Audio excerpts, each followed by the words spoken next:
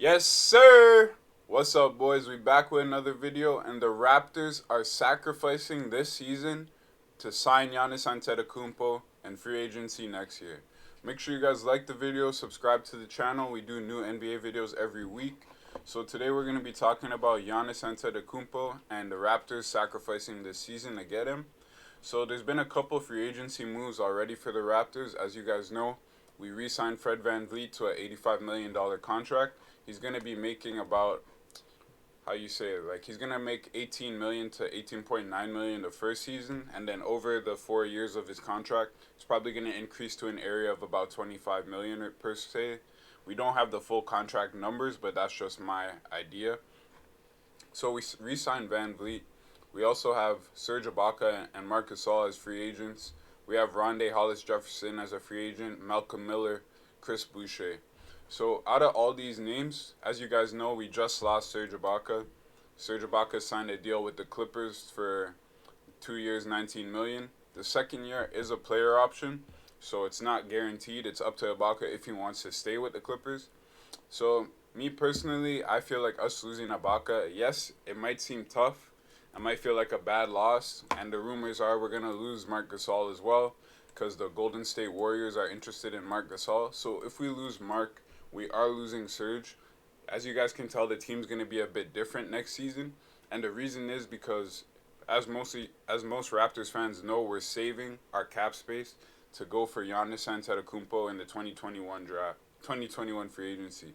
So we're gonna have to let Marc Gasol go because he's at an age where he's looking for a longer term contract, whether it be 2 years guaranteed or 3 years with 1 year not being guaranteed. He's just looking for more than we can offer him because we can't offer him the second year.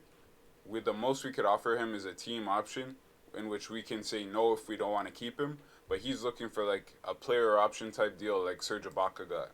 Because Serge Ibaka got the 2 year, 1 year as a player option.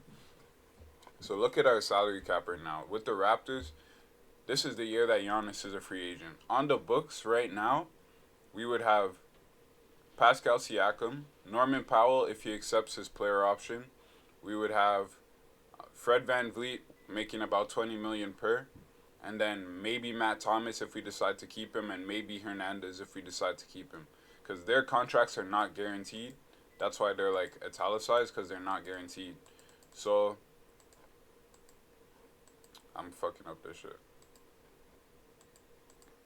So yeah, so in the books for the year that Giannis becomes a free agent, we're only gonna have about 3 people for sure on the books, which is Pascal, Norm, and Fred Van Vleet. Their total salaries combined equals about 60 million. So then we would still have, if the salary cap is let's say 115 million, we would still have about $55 million of cap space to go after Giannis. So that's more than enough room to sign Giannis. Giannis, you're probably looking at a max contract for maybe like 35 million the first year. If I had to guess, probably about 35 million, and then it would increase to maybe 40 million or 42 million in the 4 years of that max contract. So we do have enough room for Giannis in 2021, because as I said, we're only going to have 3 or 4 players on the team. So what would be our next moves once we got Giannis?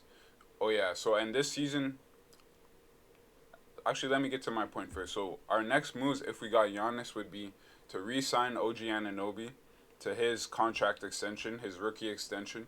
So right now, OG Anunoby is on a rookie contract. In 21-22, we would re-sign him to a larger contract to hopefully keep him on the team for the next 4 years or so. Similar to how we did with Pascal Siakam. He was making 2.3 million. We extended him in 2020, and then he signed a contract for 132 million. So we'll probably extend OG Anunoby to a similar contract, not a full max contract like this, but maybe more so like a Fred Van Vleet contract where he's making about 18 million per year, something like that. But OG Anunoby is signed with Clutch Sports, and Clutch Sports, they tend to they try to really get the most money they can out of a team. Like they just signed Kentavious Caldwell-Pope to a 4-year, $60 million deal or something like that. So I think that OG Anunoby is better than KCP, so I could see him getting around a 4-year, $80 million, $100 million deal type. Depends on how much improvement he shows over the 2020-21 season. So Kyle Lowry will be a free agent in 21 also. He'll be 35 going into 36 in that year. So we have the option, we can keep him and have him retire a Raptor and just give us some good minutes with Antetokounmpo, or we could let him go and go to the team of his choice. Like maybe he wants to go play in Philly where he's from. Maybe he wants to go play with DeMar. Maybe he wants to go to LA.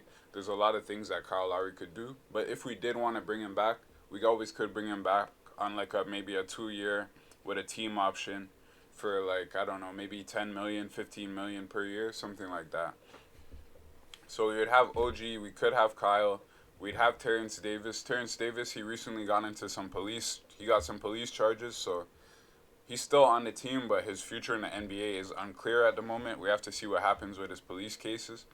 So we'll definitely have Chris Boucher. We're likely to re-sign Chris Boucher this season.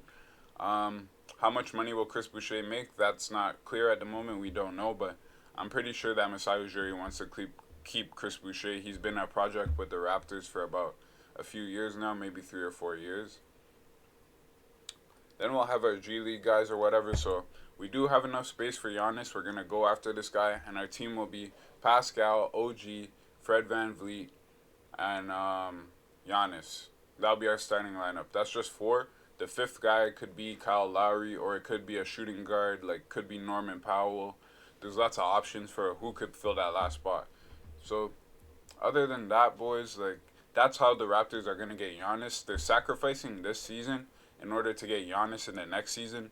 We're not gonna really be making too much moves. Like at the most, you'll see us sign some contracts for free agents for 1 year deals that keep us flexible for 21, 22, where there's a better free agency where we can sign guys like Giannis and other guys are free agents as well. So it makes sense why this season probably won't be too exciting for the Raptors. This season is going to be all about development, getting OG better, getting Pascal better, getting Fred Van Vleet better, and making the team look appealing for a guy like Giannis Antetokounmpo. So we can't be, like when I say we're sacrificing the season, it doesn't mean that we're going to tank and we're going to come last in the league, but we have to show Giannis that we're a team that has the promise and potential to go to the finals with him if he were to come. So that's what the Raptors are looking at for 21-22 as well as 2020-21. Guys, comment down below. Let me know what you think about the Raptors getting Giannis in 2021. How do you guys feel about Giannis coming to the Raptors? Do you think he would be a good fit? Do you think the Raptors would be a championship team with Giannis?